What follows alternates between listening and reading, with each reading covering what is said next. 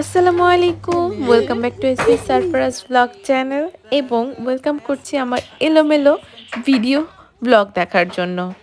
তো আজকে সকালে সারফরাজকে স্কুল থেকে নিয়ে আমরা একটা বাসায় গিয়েছিলাম। এরপর সেখান থেকে আমরা চলে যাই কিছু খাওয়া দাওয়া করতে।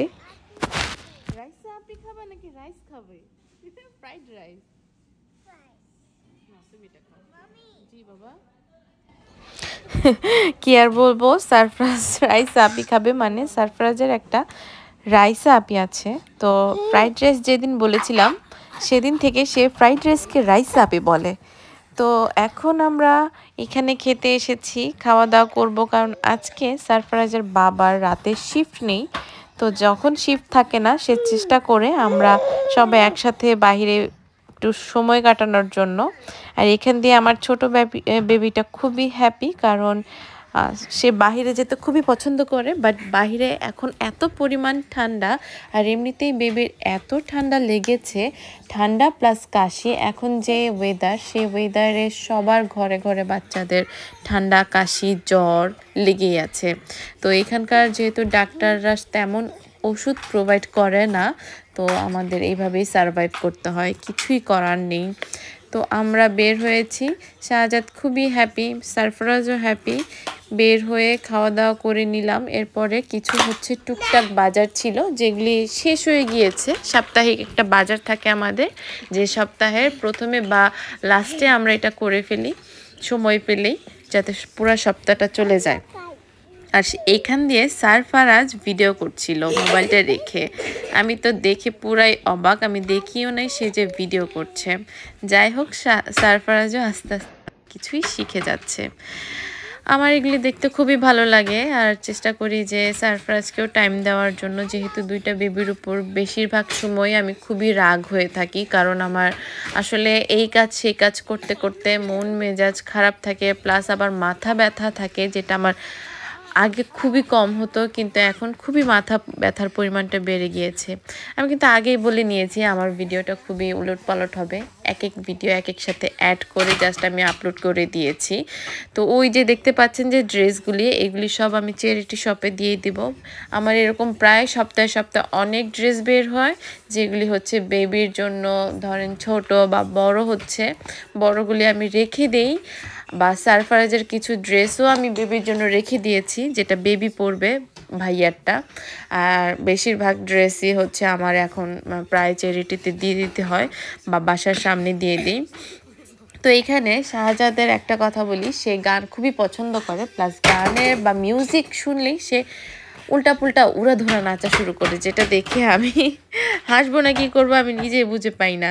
আর এখানে আমার এই ছেলেটা ঘুম থেকে উঠেছে, ঘুম থেকে উঠে, এটা কিন্তু সন্ধ্যার ভিডিও, তো ঘুম থেকে উঠে সে আমার দেখছিল। আর এইখানে শাহজাদ দেখেন মানে কি একটা অবস্থায়, খেলাধুলা করতে করতে কোথায় গিয়ে দাঁড়াইছে, একদম ট্রাকের উপরে। আর সে নিজে খুঁজে খুঁজে তার প্যাসিফায়ারটা মুখে দেয়। অনেক বেবিরা নাকি প্যাসিফায়ার মুখে নেয় না, আসলে সারফরাজ দিত না, বাট এই বেবিটা দেয় আলহামদুলিল্লাহ। এই জন্য আমি বেবিকে আমার ঘুম পাড়াতে হয় না। আর সে ওইটার উপরে গিয়ে বসেছিল। এরপর আসেন রান্না বান্নার পর্যায়ে আসি। তো আজকে আমি রান্না করছি মটর পোলাও। তো এটা যা যা মশলা লাগে তা দিয়ে ভালো মতো একটু ফ্রাই করে নিচ্ছি।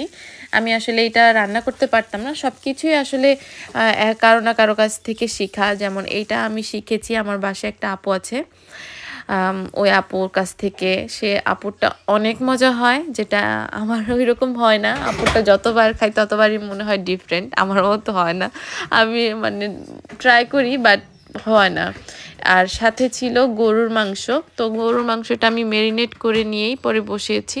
আর এখান দিয়ে আমার রাইসটাও হয়ে গিয়েছে। এর মাঝখানে আমি এসে দেখি শাহজাদ এই খেলনাটা দেখে ভয় পাচ্ছে।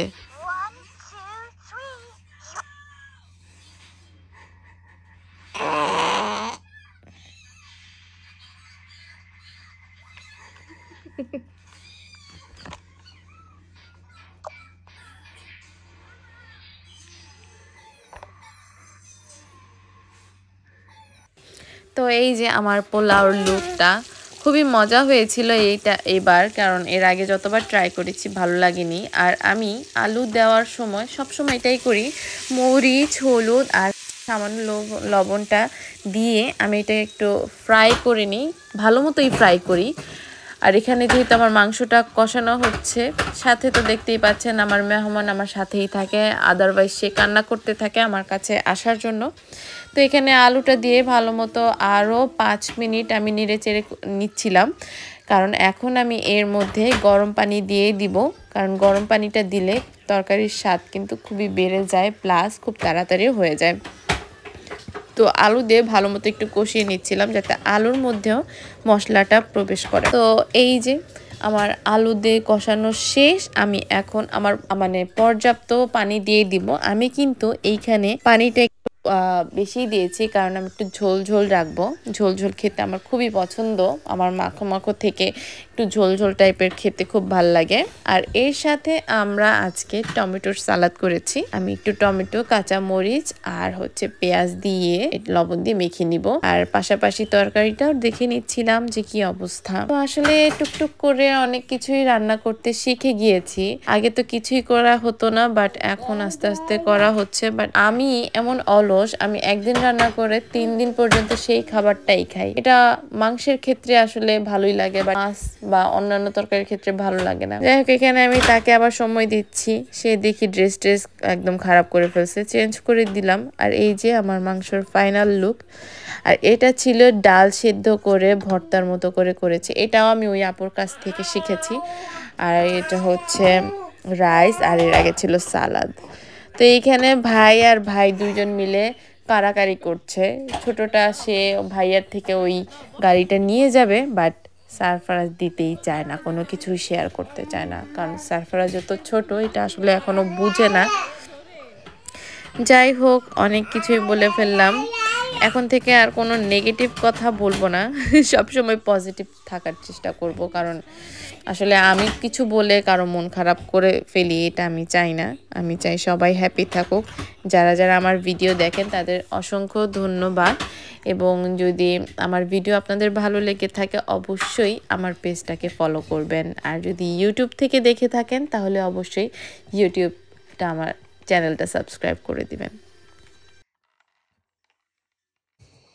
এই যে চলে এসেছি, আমরা ঘুমাবো।